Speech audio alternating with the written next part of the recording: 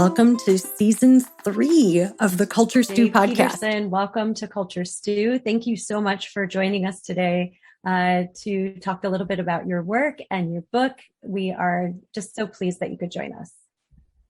Thank you for having me. I've been looking forward to this conversation. So I always start with the same question for my guests. I'm curious to know, what were some of the messages that you received early in your life that have shaped you and your identity, sort of your sense of who you are, how you show up in this world? I grew up in a family of 4, so I have 3 other siblings. I have an older brother, a younger sister, and then a younger brother who has autism. So obviously that was a huge part of us growing up and learning about his tendencies. And learning with him and with my other 2 siblings, I learned a lot about myself and how different we all really are. Learning about how my brother can be happy and can be sad, but his ways of showing that he's happy and showing that he's sad are not the same as mine. And understanding that it takes more than just a couple of minutes to learn about someone, really. And so one of the things that my family did with my brother was we watched a lot of Disney films, and he would be memorizing them perfectly. So we would actually get to the point where, in order to communicate with him, to get him to do something or to ask him how he's feeling, we would use Disney quotes to have that dialogue with him. And so you could see a change in his emotion because he was engaged with us and he actually enjoyed talking with us because it was aligned with something else that he also enjoyed. And so it's funny how often I talk about my brother, or people ask questions about him. And when I say things like, oh, he just doesn't really socially like to hang out all the time, then people are like, well, yeah, same with my kids. Or, yeah, I get that too. And it really just kind of makes you feel like, yeah, he's different, but he's not all that different from anyone else because we all have so many different little quirks. So one of the things that helped me learn more about myself was learning that we all are very different. And I've always enjoyed interviews, and people always give me a hard time saying, how can you enjoy an interview? It's so nerve-wracking, and you never know what's going to happen, and there's so much usually that's at stake, and I enjoy that. But I don't enjoy cooking in the kitchen. I get very stressed when that happens. So what I learned about growing up was being okay with other people not enjoying the same things as me, and understanding that that's not necessarily a bad thing. It's actually a really good thing. And just having that self-understanding that being myself is actually the most important thing I should do, because otherwise people won't really get to know the real me. And so I didn't really have too much of an issue with peer pressure or anything like that in high school because I was just so honest. And I just either told someone that I wanted to do that or I didn't. And sometimes, I would miss out on doing certain things with people because I just chose to do what I wanted. But to me, it was more important to just be honest than to go along with something just because someone wanted me to, because I feel like then I'd be lying about myself. So when I was a kid, a lot of the self-identity stuff came much easier. And I think I have all my siblings to thank for that, but mostly because we did grow up with someone with autism who was very honest and very real with us. It allowed us to understand that everyone has differences, and it's our job to kind of be patient with those people and really learn about what makes them who they are, and not just make assumptions that just because you like something, they should like it too. Oh, thank you so much for sharing that. I know that we'll be diving into the book that you wrote, Saxophone Sits Alone. And it's just something that struck me from your description of your relationship with your brother is that so often we look at people and we judge them based on the labels that are put on them. When you pull it back and look at it from just personality, behavior, it sounds like what you're saying is, when it comes down to just talking about, oh, this, my brother prefers to spend more time alone, and communicates differently, people can relate to that. But the moment that we put that, there's such stigma around ability and disability. And the moment you say something like autism, people it's like this veil comes over our eyes and we see people so differently. Yeah, it's almost like it's our almost like it's our scapegoat or our excuse for being able to communicate. It's like, instead of saying I'm not able to reach this person, we're saying it's okay that I don't reach this person because they have autism. So there's nothing wrong with me, because I've labeled the situation, and that has, I guess, alleviated any pressure for me to be able to meet this person or to get to know this person a bit more. I always think about the idea that if the majority of the people in the world had autism, then we wouldn't call it autism, because most people would have it. Mm-hmm. And so the only labels we really put out are those that minorities have. And like you said, the reason that we put them out is so that there's no real accountability if we aren't able to communicate with them. We just say, oh, it's okay, they have autism, or they have Down syndrome, or, I don't speak the same language as them. Well, that's true, but there's ways around that. And getting to know my brother, I was able to work through that. And same with my parents and my siblings. We weren't just going to say, oh, he has autism, so we're just not going to have him in our life, and we have an excuse for it. We have to treat him differently. But going back to what you said, we have to treat everyone differently. And so I do feel that while it's important to have diagnosis and to understand what people are going through, the label's not everything. It's just part of who someone is. And, someone that has autism that I've never met will have many differences than my brother and what his personality is like. So it's very tricky when you just make the assumption that someone will be a certain way because of a label that they have, because a lot of the times that won't be the case. You have to really dig in and get to know someone.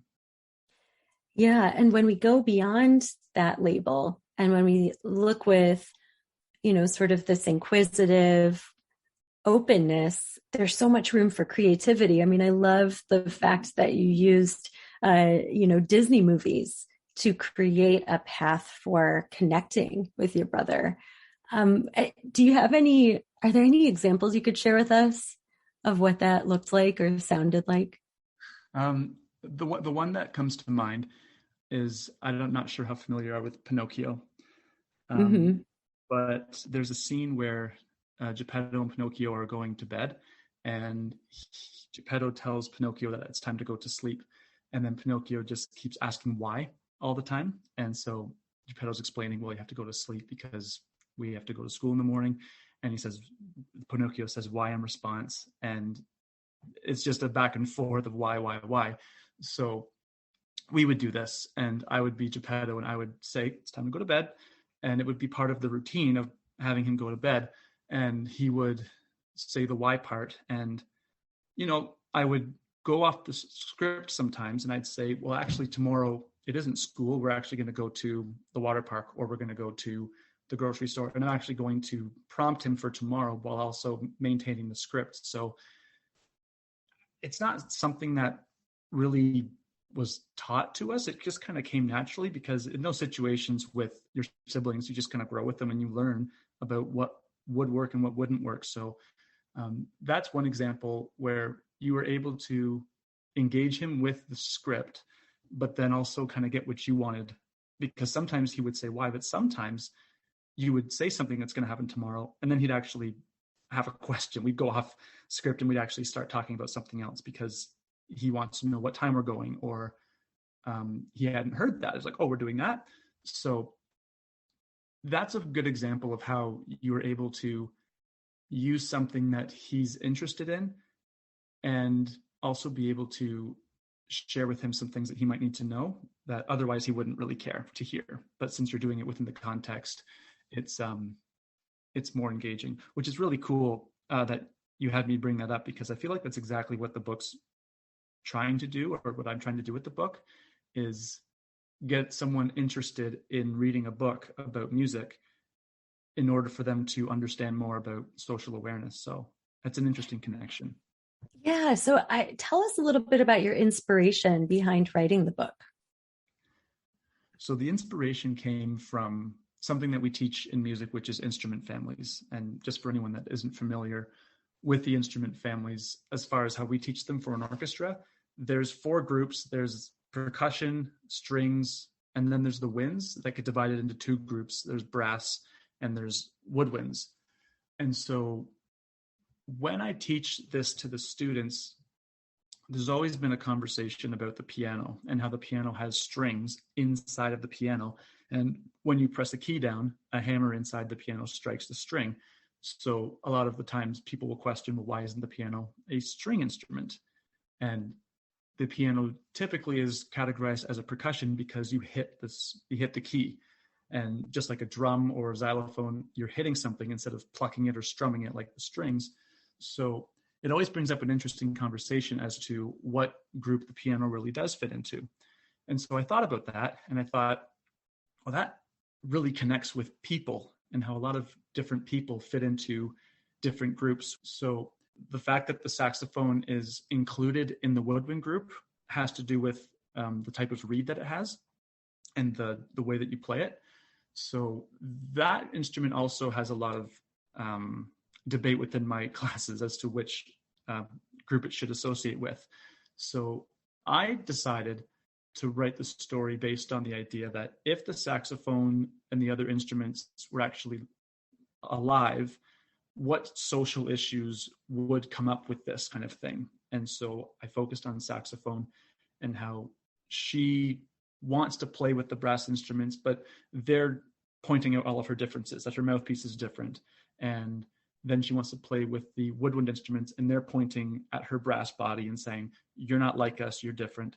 And so 2 groups that actually have similarities with saxophone are focusing in on what makes her different. And that's what they're focusing in on.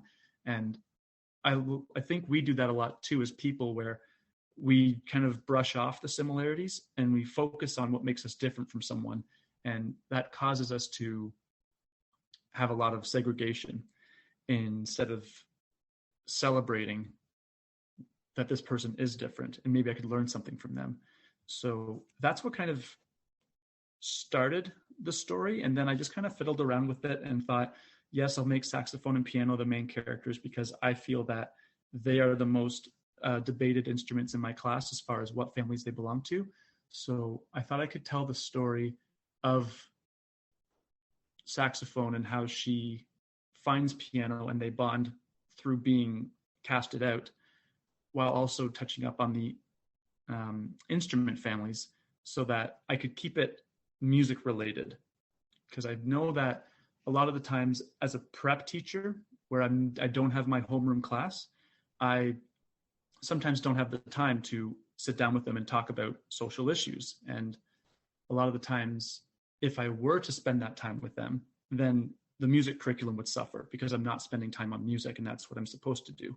So I wanted to find something for music teachers especially to use as a prompt to talk about social awareness while maintaining the focus on music as well. So that's kind of the hope with the book. The Culture Stew podcast is a product of MSM Global Consulting and produced by Shelby Rowe Productions.